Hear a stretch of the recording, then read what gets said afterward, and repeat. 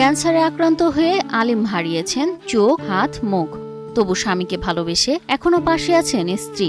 তখন আমি সবার মধ্যে বললাম যে ও যদি 2 দিনও বাঁচে, ওই 2 দিনের জন্য হলেও আমি ওকে বিয়ে করবো, ওই 2 দিনের জন্য হলেও ওর সাথে আমি থাকবো। কষ্ট হলেও ক্যান্সারকে বৃদ্ধাঙ্গুলি দেখিয়ে মৃত্যুর আগ পর্যন্ত স্বামী আলিমের পাশে থাকবেন বলে জানান স্ত্রী শিলা। যে আমি তোকে ভালোবাসি, হাত কাটতেছে তাই কি, হাত তো ছিল সেই সময় তো ভালোবাসতাম, এখন হাত কাটতেছে তাতে কি হয়েছে, ও তাও বেঁচে থাকুক। পাবনার চাটমোহর উপজেলার শ্রীধরপুর গ্রামের ছেলে আলিম আর পাশের গোপালপুর গ্রামের মেয়ে শিলা। 2017 সালে দুজনেই তখন দুর্গাদাস হাই স্কুল অ্যান্ড কলেজের ক্লাস 9-এর বিজ্ঞান বিভাগের শিক্ষার্থী। ক্লাসের একমাত্র মেয়ে শিলা সবার মনোযোগের কেন্দ্র হলেও তার দৃষ্টি আলিমের দিকেই বেশি টানত। শিলার সঙ্গে ক্লাস 9 থেকে পরিচয়, তো সেখান থেকে ওর সঙ্গে দেখা সাক্ষাৎ। আমি একটু লাজুক প্রকৃতির ছিলাম, মানে মেয়েদের সাথে আর কি সেভাবে কথা বলতাম না, তো ও কেমন জানি ওর সঙ্গে কথা হতো।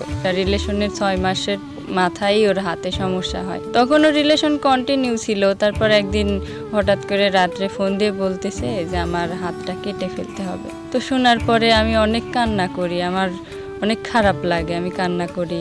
এসএসসি পরীক্ষার পর 2019 সালে শিলা প্রথমবার আলিমকে ভালোবাসার কথা জানায়। আলিম তখন সুস্থ, ভবিষ্যতের স্বপ্নে ভরপুর, কিন্তু ভাগ্যের নির্মম খেলা শুরু হয় 2020 সালে। ঢাকায় চিকিৎসা করাতে গিয়ে জানা গেল তার ডান হাতে বাসা বেঁধেছে ক্যান্সার। জীবন বাঁচাতে হাতটি কেটে ফেলতে হয়।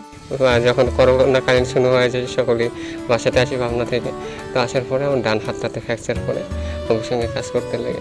সকল ইনভেস্টিগেশন করার পরে ডক্টররা সিদ্ধান্ত নেয় যে তোমার হাতটা কাটতে হবে। শারীরিক দুর্বলতা ও অনিশ্চিত ভবিষ্যৎ ভেবে আলিম শিলাকে দূরে ঠেলে দেওয়ার চেষ্টা করলেও শিলা সাফ জানিয়ে দেয় যত যাই হোক সে আলিমের পাশে থাকবে। পরে ও আমার সাথে কন্ট্যাক্ট করতে চায় না, আমি বারবার কন্ট্যাক্ট করতাম, ও আমার সাথে কন্ট্যাক্ট করতোই না। 2022 সালে ক্যান্সার ছড়িয়ে পড়ে আলিমের ডান চোয়ালে। অপারেশনে চোয়ালের একটি বড় অংশ কেটে ফেলা হয়। এরপর চোখেও আক্রমণ করে রোগ। একসময় ডান চোখও হারায় আলিম। তো সার্জারিতে যাওয়ার পরে ডক্টর আমাকে জানায় যে তোমার হাতের রোগটাই তোমার ফেঁচে চলে আসছে, এখন কিছু করার নেই, তোমার ডান চোয়ালটা কাটতে হবে। নিজের শারীরিক অক্ষমতা দেখে ভালোবাসার মানুষকে দূরে ঠেলে দিতে থাকেন আলিম। এরপর আলিমের খোঁজ নিতে তার বাড়িতে গেলে পরিবারের সদস্যরা বাধা দেয়, এমনকি শিলাকে মারধরও করা হয়। এরপর গ্রামে বসে সালিশ।